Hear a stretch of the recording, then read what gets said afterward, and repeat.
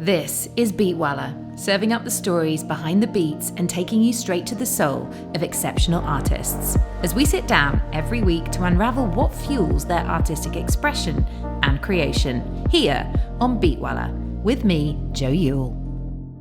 So, here we are in room 24 of one of the most debaucherous premises of Partyville in Ibiza at Pikes. I'm very excited to be sitting here with today's guests who've come all the way from Paris, and they've obviously been to Ibiza many times before, but I met you guys like around about a decade ago, which is kind of weird, which is exactly when I moved here, so it feels very apt to be sitting in a place like this 10 years later to celebrate. Welcome. This is dOP and I'm Damian. And the beat goes on. And on, I think, tonight. And on. See you in a few hours. So, I mean, how does it feel to be back in Ibiza? Like, you know, just after sort of everything that's been going on in the last decade. I think the very first time I met you was at Wisdom of the Glove. So I just wondered, like, what wisdom have you got for us 10 years later? Oh, we got many.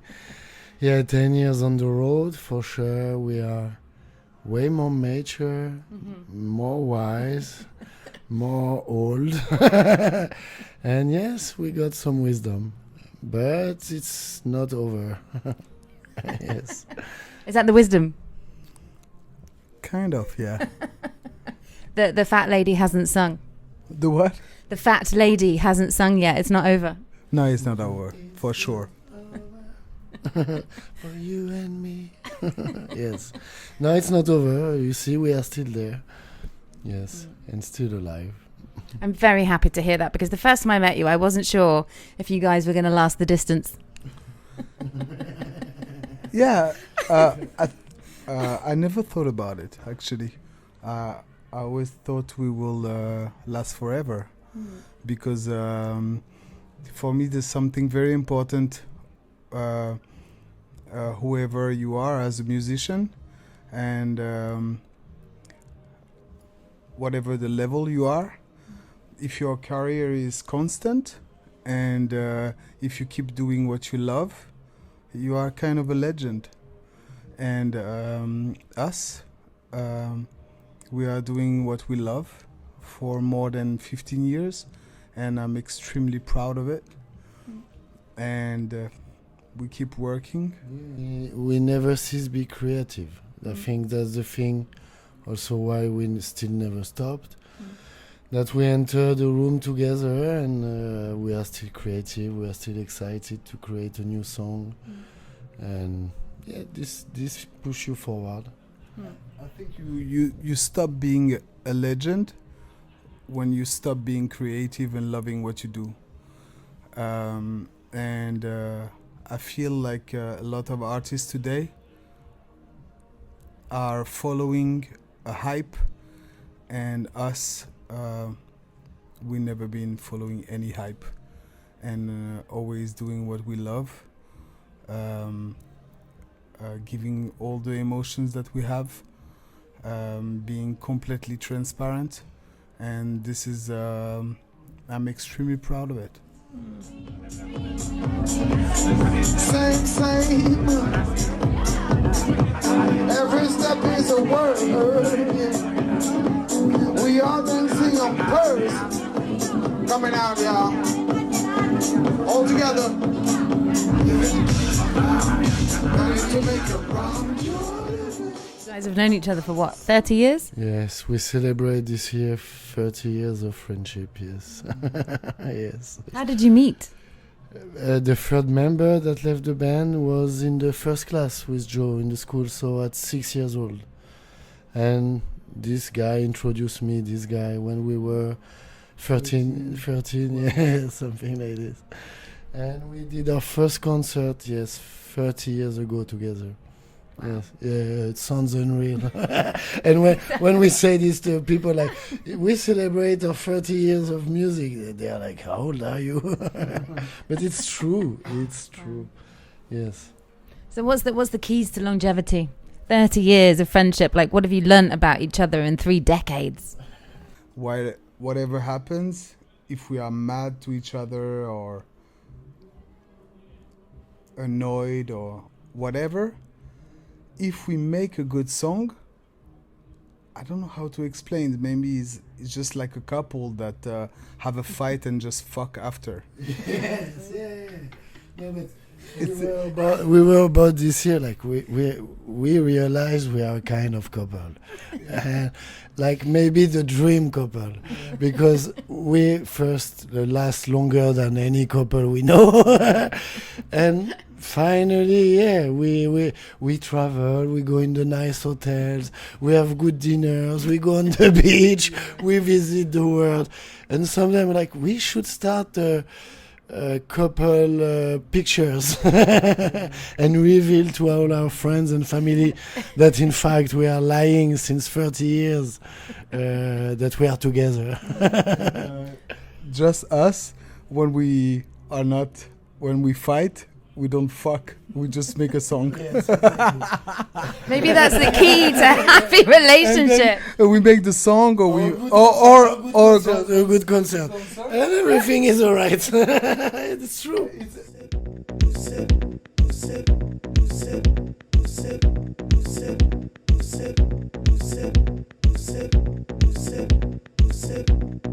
Leave me alone.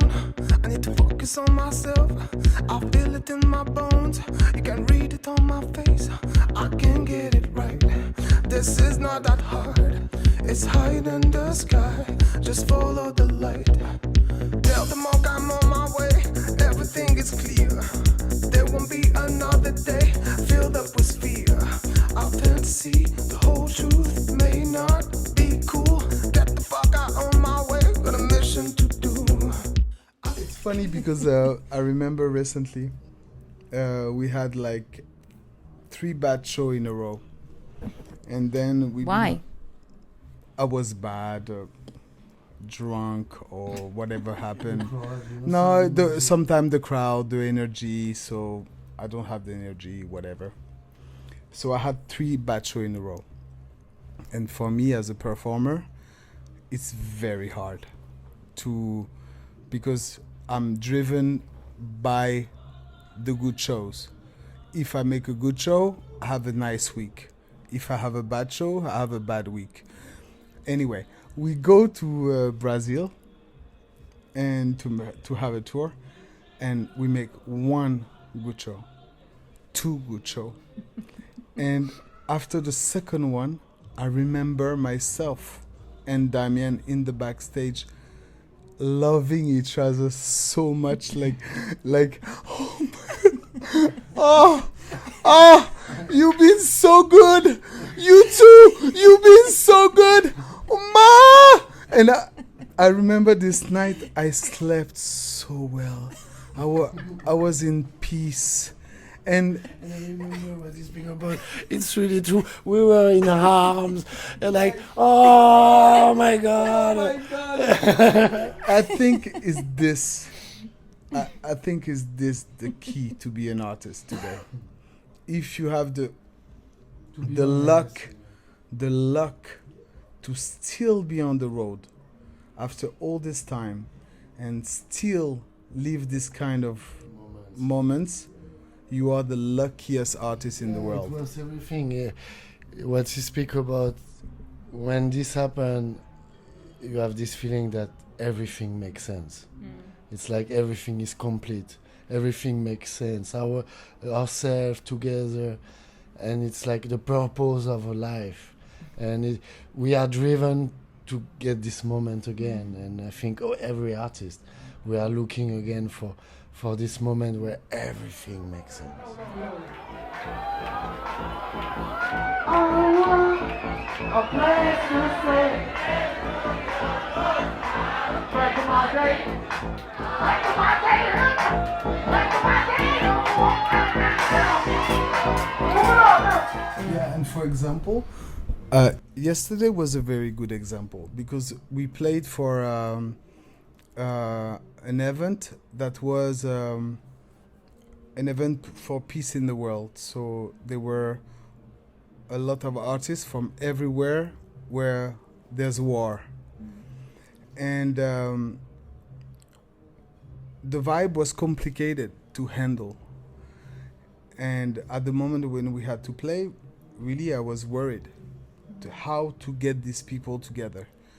And when at the moment when you feel that you have the ability to make these people dance together, make these people smile together, whatever you have in your life, whatever is happening in your life at this particular moment, you can make people smile, make people enjoy, make people dance. And for me, as an artist, that's really the key of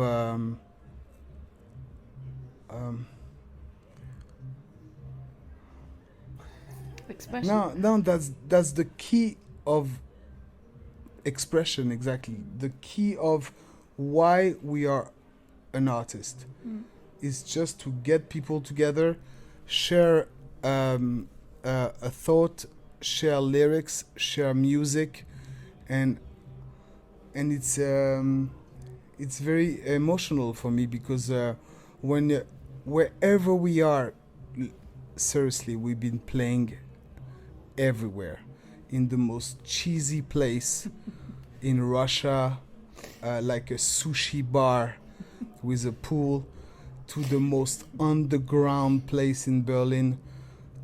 We've been playing everywhere, front of 15,000 to 100.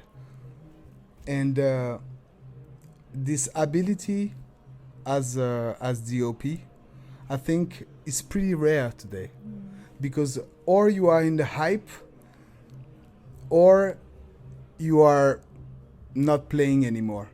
Us, we are just like kind of in a constancy like that I really enjoyed, that I really enjoy still today. Singles, I want every and each part of you with us, yeah. I want each and every part of you with us, yeah. Cause we are getting together. We are getting together, yeah.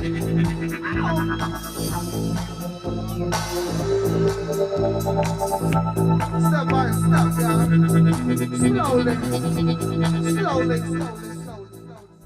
Is this, as being an artist in this capacity, to some respects like maybe like a selfish act? Because if you go through these lows of 3 bad shows and then suddenly you're back, it's almost like, you know, it gives you just as much joy in some regards as it does, you know, the people coming to your show. For sure, and it does.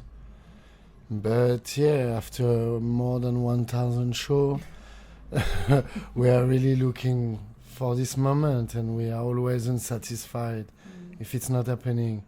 We play our own music, and we are evolving in a scene of DJs that play trendy music, change style, change genre.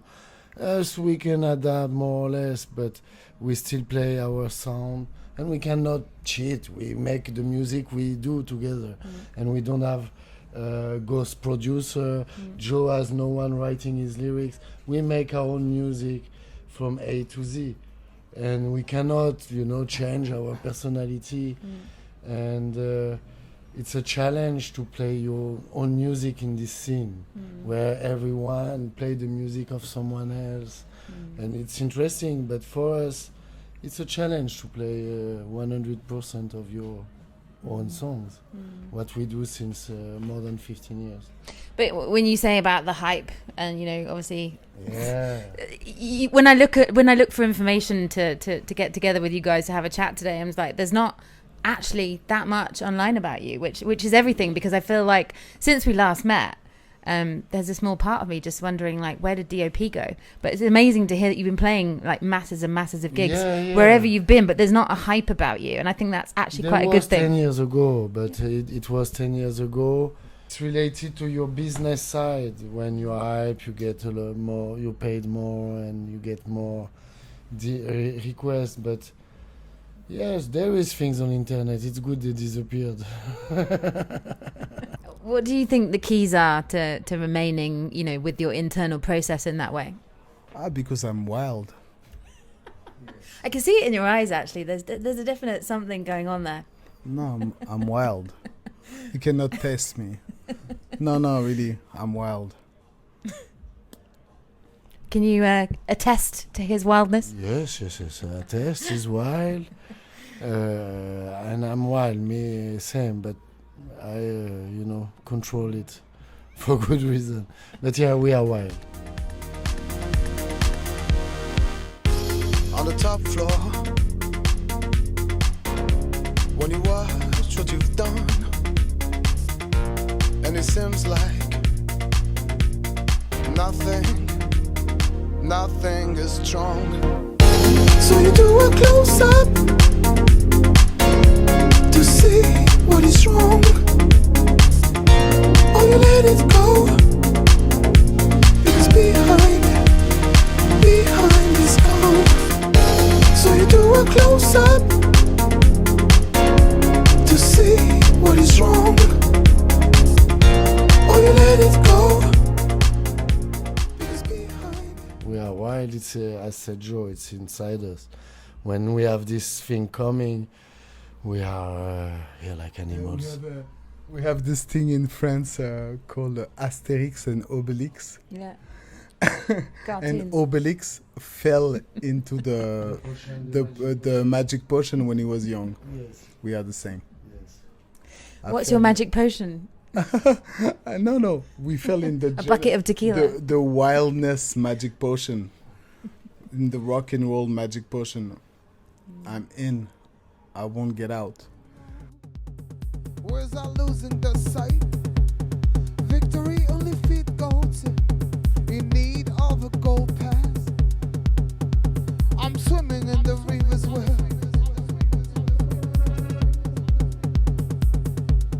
Love is the only must-have. Man, you look so tired, maybe. Should double check your heart, son.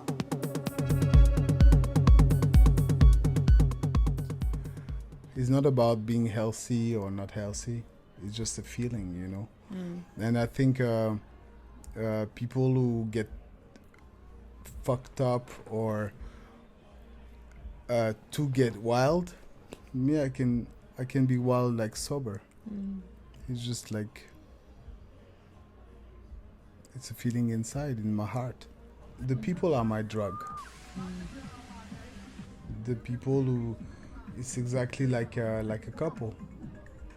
Someone give you love, you give love back. A crowd that doesn't give love is very hard to give love back, and that makes bad shows. Or the situation, for example, I have an example recent in Tunisia. We had a show and we love Tunisia so much, you have no idea. And we did this video for our song. We were super happy, and I was super happy to play for that show. But there were a lot of friends, and naturally, because we had the sound check, like for example at 8, and we were playing at midnight, and to not go back to the hotel, for example, I stayed there. And I've been drinking with the friends, drinking, and I was just too drunk. So at the moment of the show, whatever the love of the people, is this the key? And is this the knowledge after 20 years on tour? Is this the knowledge that I should still have it? It's sometimes just the wildness is too big. So you just enjoy with your friend, you think you are unbreakable, and then it's time to play, and you are drunk as fuck, and you cannot share the love. And that's one of my biggest failure. Like I feel like when I miss a show because of myself, and there's some love in the crowd, you have no idea. I don't sleep like for 4 days. But when I am good, I do a show, there's no love in the crowd, what can I do? Sometimes, you know, you play somewhere, people that are not in the mood, they are not into the music, or the sound system is bad, or whatever, and we can just not take them. This kind of show, I feel less bad. But when it's really about me,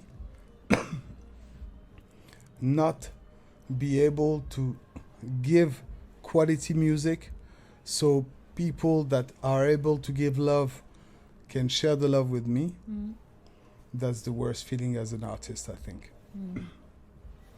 How did you, you say you talk about, you know, the keys to longevity being a couple, this kind of married kind of feeling, but, you know, you didn't always, the last time I met you when we were in bed at Pacha, there was 4 of you. There was 4 of us in that bed. There's 3 of you. There was 3 of you then, and now there's 2. Yes, one of the original member, Clement, left the band. I cannot count, but 6 years ago or something. It's already really long. It's like, wow. But yes, he quit music, and this life of touring and nightlife didn't satisfy him enough, and he had to find himself, and yes, he quit. It's also this life has some dark side for sure for artists, and to not get lost, to keep your passion alive. Yes, it's a difficult exercise, and he stopped music. Yes. How has it been working in Berlin and using that as a base for a studio? It was a great time. We had a decade in Berlin that was quite magic. We were part of a very great time in the city. We were linked to many clubs, and it was a space of freedom, and musically, also socially. And yeah, it was a great time. We all moved from Berlin. I go now. We were there 2 weeks ago, and we both feel like, okay, what's our relation with the city? For sure, I have some love, a lot of memories, but also it changed like everywhere, and it became a big industry there as well. So when everything become more commercial, more in a business way, for sure, things change, the mood change, the crowd change. But it's cool. We had amazing time there for a decade. Yes. I'm sure you did. I mean, you went from working in, you know, starting out in hip hop to kind of like crafting your art with more like house and techno, and obviously the very unique performance and live gig that you do now. Like, what was it like? What did you find inspiring maybe working in Berlin compared to Paris? No. No, the inspiration came from Nose, the band Nose, and we started to make the music in Paris, and then just Berlin was just the step after. Let's say musically, Berlin is not exactly an inspiration. It was more in the life, in the social relation, in the spaces, in the way of playing music. For sometimes party goes for 2 days, 3 days, playing at crazy times. And we arrived from Paris. Paris was really close-minded. It's a very aggressive city. There is no free space. And when we moved to Berlin, it was, this also really touched us, a space. And as Berlin is in construction, we were in construction, and socially it opened our mind, because also French people are somehow the society very conservative, and Berlin at this time were completely opposite, and this inspired us. Yes. Because we've been touring like really all around Germany, and we could feel the culture, like such a strong electronic music culture, and it was crazy to be able to go in a small town and see these people listening to such interesting music. When we discover, for example, Krause Duo, and from this German. yeah, and this band literally stamped my life forever. I was so touched by the groove, by the way they were mixing some jazz and house, and it was unique for me to be dancing through their music. I remember my feeling like, oh, Yeah, it was really avant-garde. it was really avant-garde for me, and it was beautiful.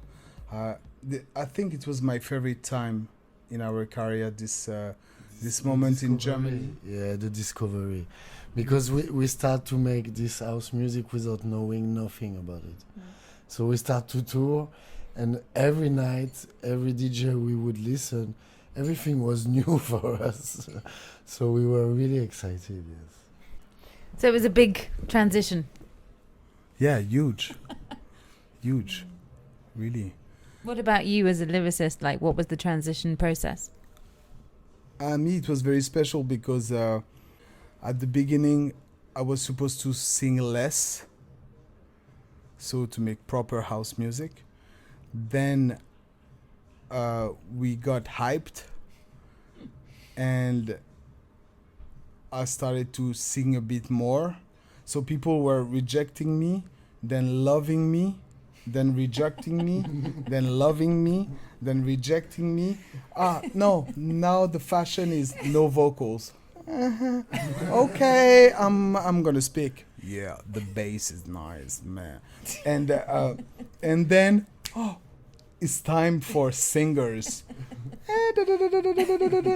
And then, no, now the fashion is no more singer. So, but at the end, we just, I think we never been following this. No. It's just at the very, very beginning, because there were not that much singers, I felt really rejected, like really rejected. And then, I think the hook been because we did a video during Sonar for this party, and this video made like, I don't know, 6 million views or something. And I was singing in a pool with a girl, and from there, suddenly, oh, okay, we were receiving requests from wherever club with a pool, where there's a club. Okay, there's a pool here at Pikes, by the way. Where there's a pool, we book them, and every time I was Play this song. And they have to every play time I this was song. arriving at soundcheck, they were saying, "Are you gonna do that?" You're gonna go in the pool. No, Like, I won't. not this time. What's the song? Huh? Kisses. No, horny. Oh, okay, fine.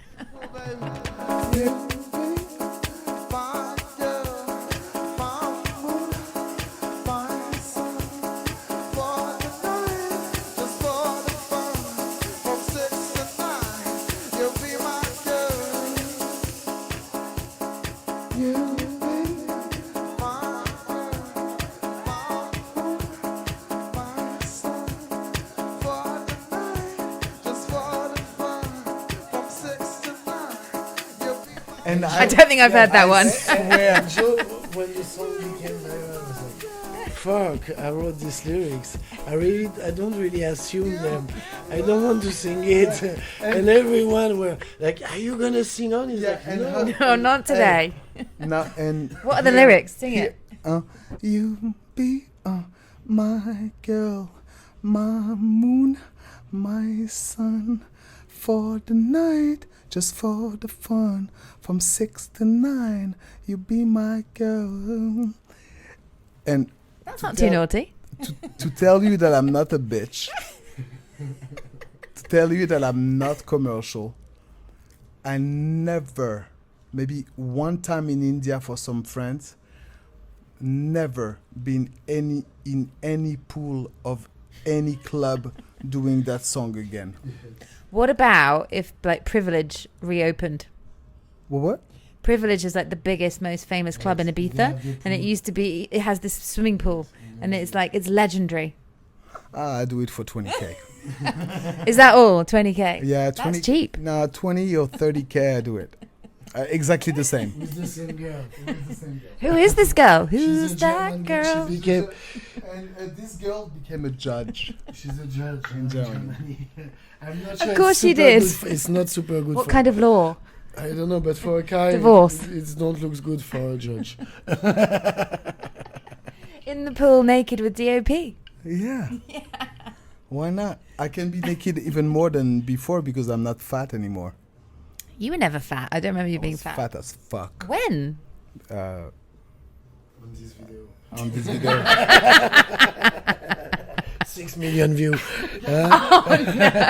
What is very weird, this People just didn't care. I don't even understand myself when I'm gonna tell you what I'm gonna tell you, is that all this gig, when I was fat as fuck, I was taking my shirt off, and even more, like my pants off, or getting entirely naked on stage. A few times it happened. Did you? Yeah. I did it a lot of time, entirely naked. And I was not loving my body. Now, I love my body way more, and I never take my shirt off. Where do you find some sense in this? I think that's beautiful, though, that when you were at your biggest, you felt your proudest. I mean, it's not an external thing, ultimately, that makes you feel good, It's just feeling good. It's an internal feeling. Yeah, maybe. Maybe now that I'm slimmer, I feel less good than when I was fat. It's a headspace thing. I should eat burgers. There's a KFC in Ibiza town. We can arrange for some delivery. I'll pop out for you if you ask me nicely. Oh, thank you. No props. And nothing will be missing, 'cause nothing will be needed. We will never resist. I think, it'd be interesting to hear a little bit about your new record, Up the Bouillé. Up the Bouillé, yes. Is that how you pronounce it? Yeah, Joe found this word. What mean Bouillé? It's like this. I would love to know. Abdu Buhai is a space between two an unknown space between two spaces. Mm-hmm. And the street that I'm talking about in the lyrics, it's an unknown street, like it's an imaginary street in the east somewhere. A street where you get lost, and that's why. Okay. And we did this record with a guy called Ivan Dorn. We are a huge fan of this guy. He's from Ukraine, because we have a huge relationship with Ukraine now since a long time, and we are super proud of this record because first we have a remix of Arc that is insane. We have a remix of Claude Van Stroke.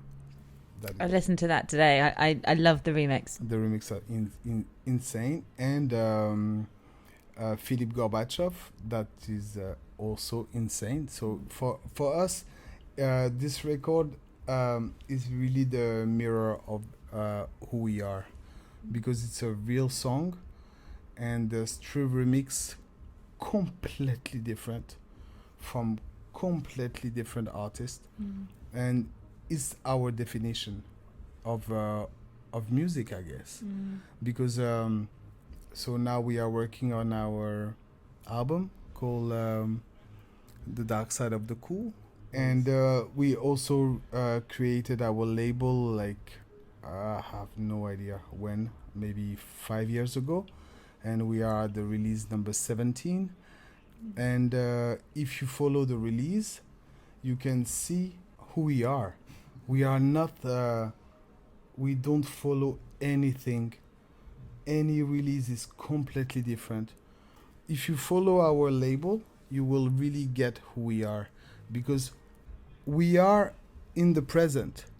We are not like following any hype. Or any strategy. We don't follow any strategy.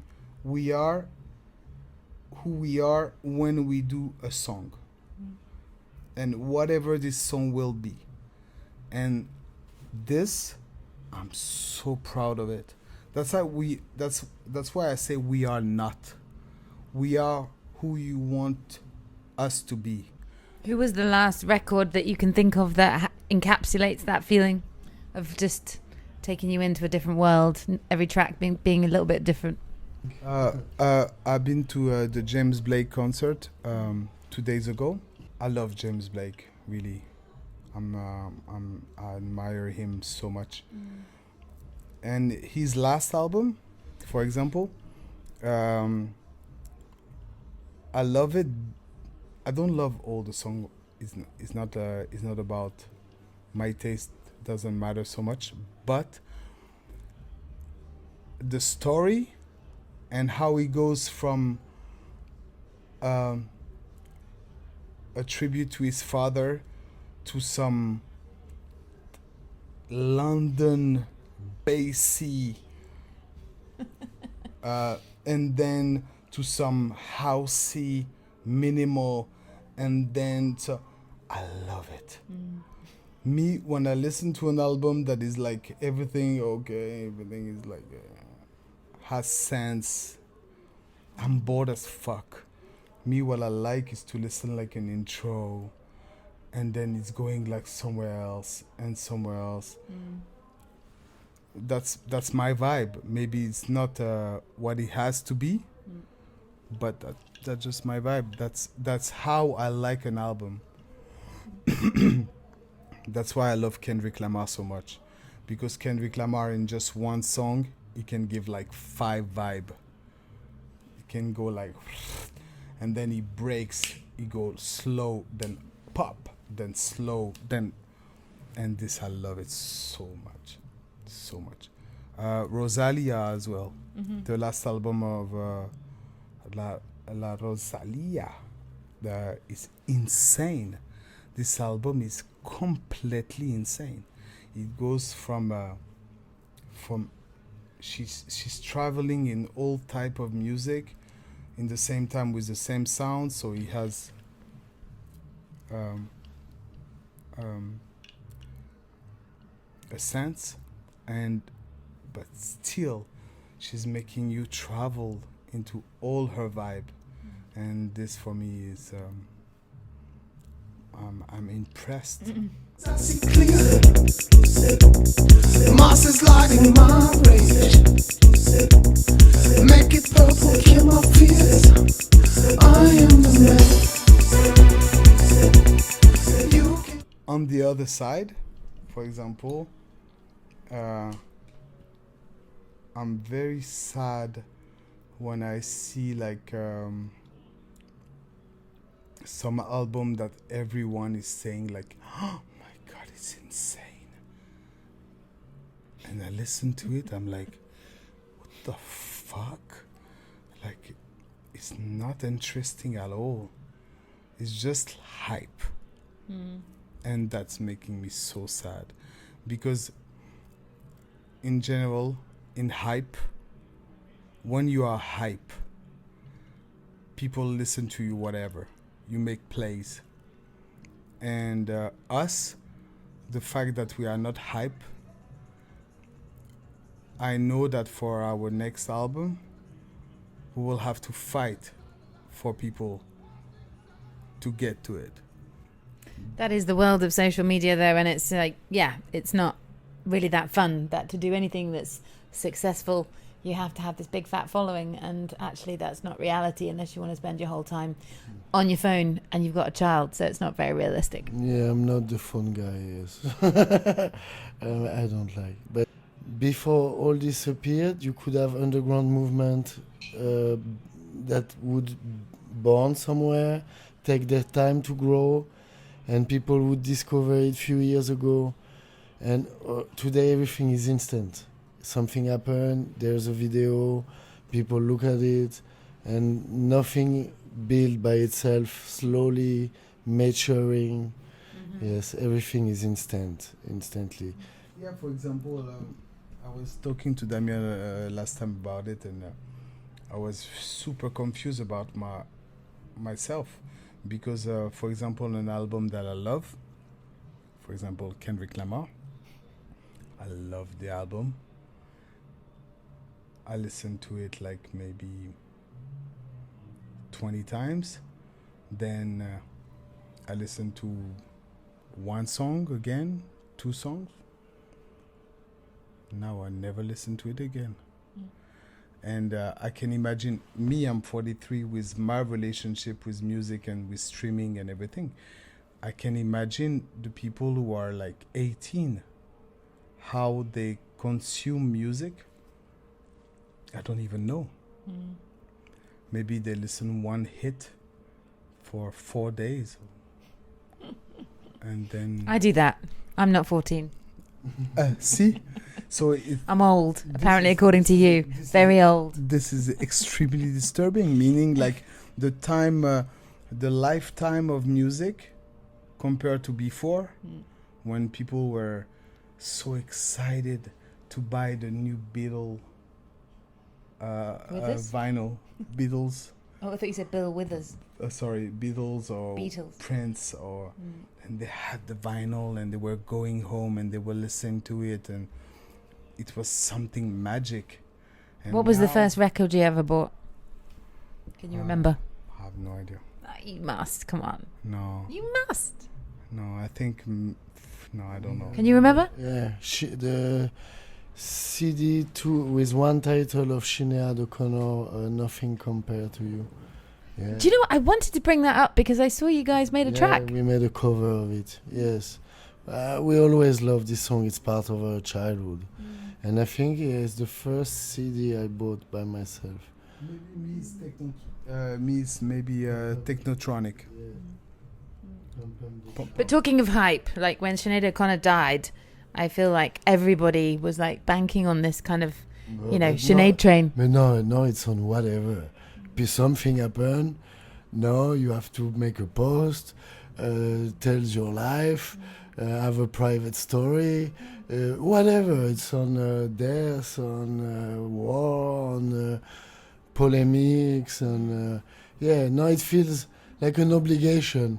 There is someone that you never even listen his music. You have to make a post, a picture. Sometimes it's too much. It's exactly like Black Lives Matter somehow for me. Like suddenly everyone is concerned. For 2 weeks, they post like a black square, and then do you think they really care after 2 weeks? I don't know. I mean, it just comes you back, brings you back to the hype idea. It's like everybody's like, jumping on the train, the coattails of a situation that's unfolded, or a scenario that's going to get them lots of hits and likes, and I just feel like that's not a very pleasant thing to be publicizing, using to your advantage. And ultimately, I liked the track that you made, and I thought that was beautiful that you did a little tribute. The track we made before she died. Oh, I didn't know that. Yeah, 4 years before. We just reposted it. Okay, well there you go. I didn't know that you'd made that track. No, this track is important for both of us. We always loved this track, and we knew one day we will touch it. We did 4 years ago, and we just reposted it. Okay. Yeah, and finally, some people like it. Wow! What the fuck? You guys are not really PR. We posted it 4 years ago. We had like 30 likes and 1 comment. And now how many this time? Huh? How many did you get this time? I don't know. You want me to check? Maybe you should. And we were like, maybe we should repost it as we for sure. This time, because the first time we posted it with a nice cover with a Prince picture and everything. Now this time, to get likes. We posted a picture of her. Ooh. Ooh la la Ooh la la. No, but I think such a shame of myself. Even when I say it, even when I think about likes, I feel ashamed of myself. Because that's not me, but that's the system that is like tricking me, and that's so sad. If I was not an artist, I would not have Instagram. The fact that when you are an artist, you kind of not have the choice to be in the platform. Well, I think it's amazing that you've just made a record with someone who's like born in Russia and then went to Ukraine. Yeah, he's born. And then I think it was 2 years old he moved. I think that's really amazing. Yeah. Very timely. Yeah. You know, good information. Yeah, he's Ukrainian but born in Chelyabinsk, yes. But he sings most of his career in Russian. Yeah. He has a complex situation. He's in the most loved artist for many years in both countries, and that makes him a difficult way of daily life.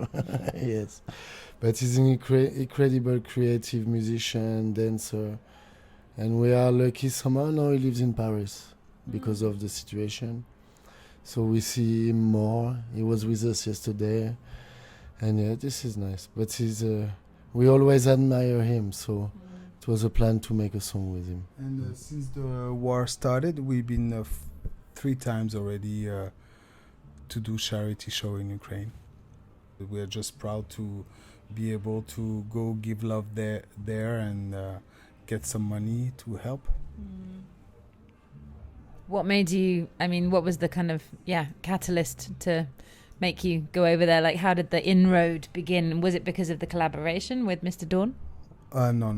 We just love Ukraine. Joe was living there. I was living there for 3 years. So I'm very attached to this country, and I'm so happy that we are still able to go there and to share music and love and money. Yeah, beautiful. Well done you for doing something. I think there's not a lot of artists going over there to do much these days, and I guess no one really knows what it's actually like. So it must be a little bit like the unknown, which is obviously something reminiscent of what's been going on in the last few years anyway. But that's for sure. That's not DC-10. No, maybe we'll go there later after Pikes. But thank you so much for inviting me back into your boudoir. It's been a beautiful experience once again, 10 years later. Thank you so much. Thank you, and see you in 10 years then. For sure. My God, we'll really be old then.